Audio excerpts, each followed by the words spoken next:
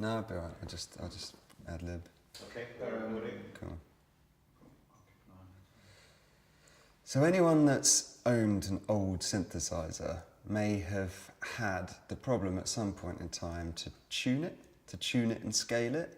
Now this is quite a fiddly process, an iterative process of getting the scale, then getting the tune, and then going back to get the scale and get the tune again until you get it right. And I remember having this Pro 1, second hand obviously, and it requiring tuning. Me hammering it at gigs had like broken the J wires and kind of, I'm pretty sure it got beer spilt on it, or it had just gone wrong. And I remember getting the service manual to try and tune and calibrate this thing.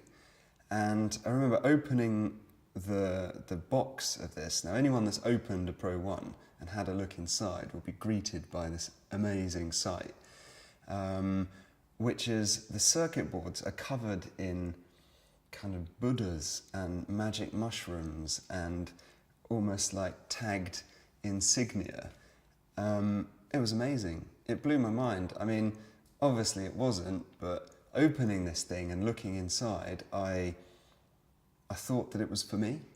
I thought that somebody had put this information down on the circuit board, these like crazy pictures and these mushrooms and things, such that somebody might stumble across it and find it when they opened it. I mean, now there's probably pictures all over the internet, you Google image search, but it wasn't quite so common then, so it really did feel special. From there, from opening the Pro 1 and finding all of this insignia, I really got interested and started thinking, oh, well, I'm interested in electronics. I love making music. Can I somehow join my love of technology and kind of a bit of very, very basic skills at this point in electronics to actually making something like this? And so I got hold of some kits from a company I think called Oakley Sound Systems, Tony Allgood, which was a MIDI to CV converter and a TB303 clone.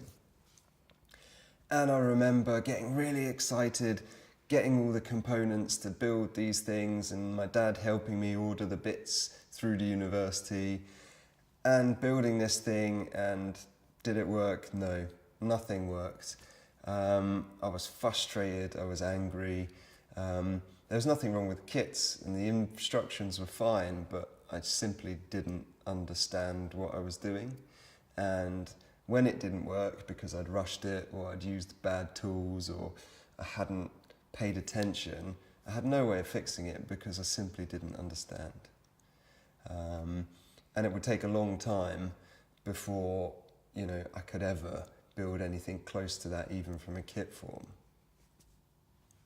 So I was kind of second. And then I need to squeeze in about, then it would take me eventually doing it from scratch and rewinding to something really basic before I could actually build anything that worked at all. Yeah, yeah. You want to come down to that a little bit, because that was like